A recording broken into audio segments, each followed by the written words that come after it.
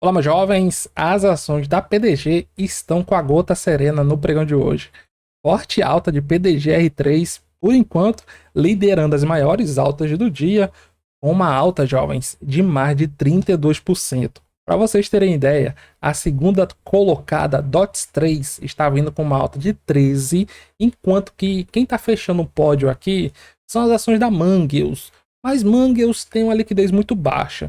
Eu colocaria aqui a medalha de bronze com as ações da Lelis Blanc. Estão subindo aqui 5%. Então vejo que em relação às demais ações, EDGR3 está aí pipocando. E na máxima do dia, porque ela já deu uma recuadazinha, veio fazer aqui uma alta superior a 37%. Então tá vindo aqui com uma forte alta percentual e também com um forte aumento de volume. Mas aqui vocês já vão identificar que tipo de ação é essa.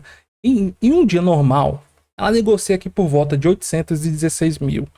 E agora, no início do pregão, já negociou aqui mais de 7 milhões. Então vejo como tem uma diferença bem grande. Então uma empresa que as suas ações negociam 800 mil reais, já dá para perceber que é uma empresa com a liquidez muito baixa. Ou seja, são aquelas ações um pouquinho mais explosivas, mas que quando dão ré, deixam os jovens aí, podem deixar na verdade, um pouquinho de tempo preso nelas. Então o volume projetado para hoje está ali acima dos 25 milhões, bem forte. Abrindo aqui, inclusive, com aquele famoso gap de alta, ou seja, na sexta, fechou aqui e hoje já veio abrir aqui, ó, e pipocou para cima. Qual a questão? Geralmente os gaps são fechados, então todo cuidado é pouco aqui nas ações da PDG. Em relação à companhia, o que foi que causou esta alta, jovens? Foi a divulgação dos seus resultados referentes ao quarto trimestre de 2021 e ao ano de 2021. No quarto trimestre, o lucro da companhia subiu muito, atingindo aqui, ó, 348 milhões, quase 349 milhões, resultando aqui no lucro de quase 400% maior do que o mesmo período de 2020. Aí você olha assim, nossa, a companhia deve ter decolado, né? Só que não. Porque aí é muito simples. É só você vir analisar os números da companhia. Aí você vem aqui, ó. Vendas líquidas. Vendas líquidas. Quarto trimestre. Não tem mistério, jovens. É só ir para os documentos. A empresa realizou aqui em vendas líquidas no quarto trimestre de 2021 26 milhões. 26 milhões. Como é que uma empresa tem em vendas 26 milhões e ela dá um lucro de 300 milhões? Não, mas porque a receita é diferente. Sim, a receita é diferente. Aí vamos para a receita então. Receita líquida, segundo trimestre, quarto trimestre, desculpe, de 2021, 97 milhões. Como é que uma empresa gera uma receita de 97 milhões e dá um lucro de mais de 300 milhões? Não tem como, porque a receita é a base de tudo. A partir da receita é que terão os descontos. Então aqui aconteceu alguma coisa não recorrente, ou seja, alguma coisa não habitual. E a companhia deixa isso aqui claro, ó. Foi um lucro 5 vezes superior ao registrado no mesmo período. Esse resultado positivo decorreu principalmente do lucro financeiro registrado no período, originário de ajustes. Quando eles falam ajustes, são ajustes contábeis sobre dívida líquida, dívidas extraconcursais que foram habilitadas na recuperação judicial.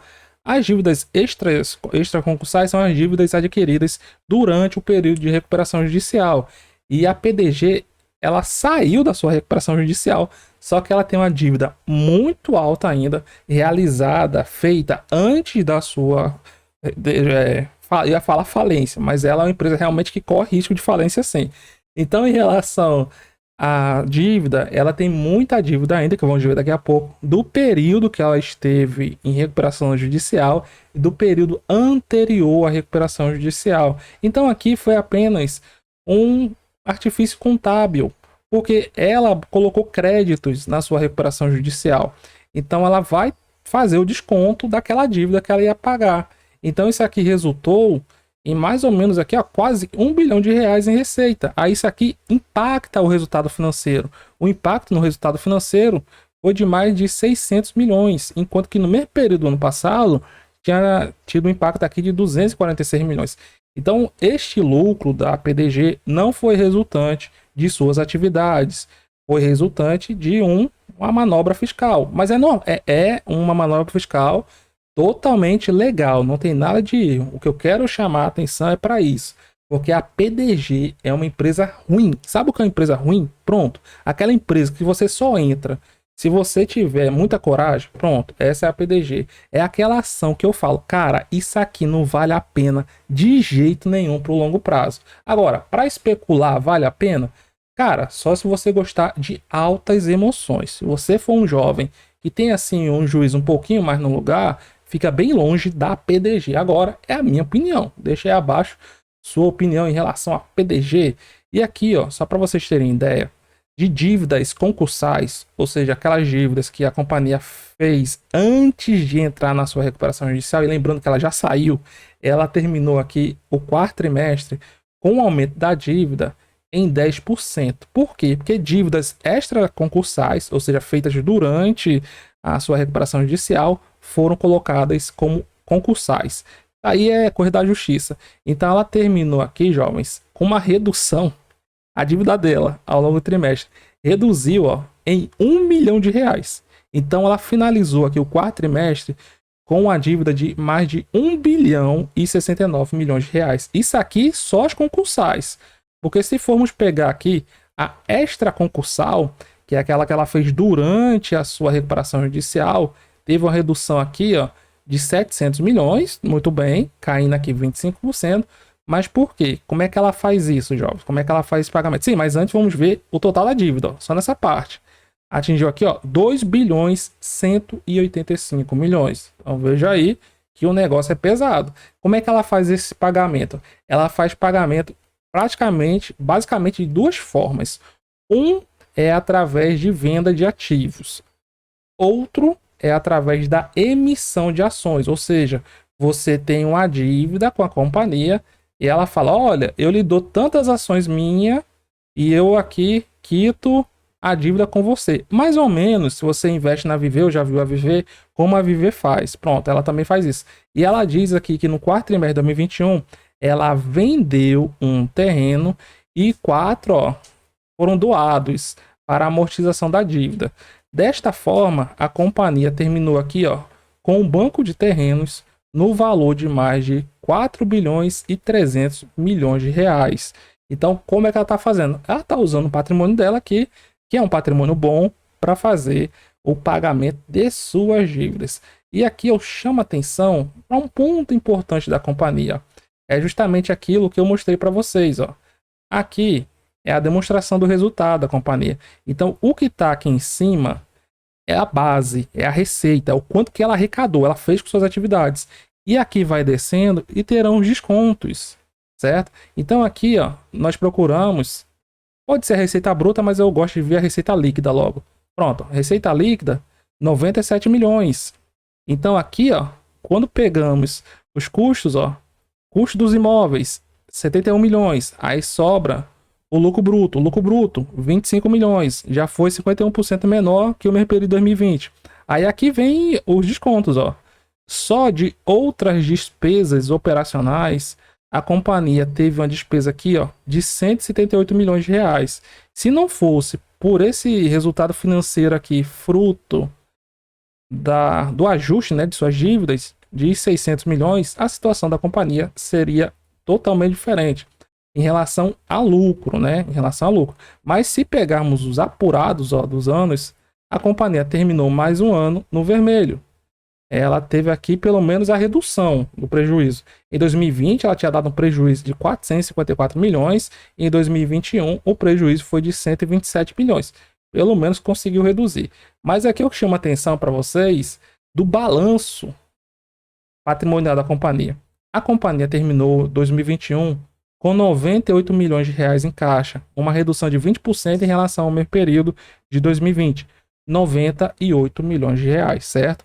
E em empréstimo, jovens, aqui, ó, vamos ver ativo, ó, ativo circulante, aquele ativo que vence, é exigível, né, no curto prazo, até 12 meses. Então a companhia tem 98 milhões em caixa e 207 milhões a receber. O restante do patrimônio é basicamente o estoque de imóveis. E aqui, ó, nós vamos lá 1 bilhão, né? De, de ativo. E aqui, ó, quando você vem para a parte de passivo, ou seja, as obrigações da companhia, olha o quanto que ela tem de passivo. Quase 3 bilhões de reais. Como é que você vai casar o pagamento, a liquidação de quase 3 bilhões de reais com 1 bilhão de reais em ativo apenas? Aqui é que entra a questão da conversão da dívida, os descontos, emissão de terrenos, etc, etc, etc. Porque caixa mesmo a companhia não está gerando.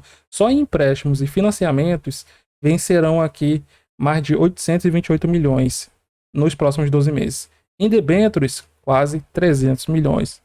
Vejo aqui que o negócio é bem apertadinho, bem arrochado, jovens. Aí quando nós vamos para cá, ó, prejuízos acumulados. Prejuízos acumulados. A companhia tem nada mais, nada menos do que 11 bilhões 674 milhões de reais. Se alguém tiver coragem para falar, essa é uma empresa boa, gostei dela, cara, é porque o cara gosta de altas emoções.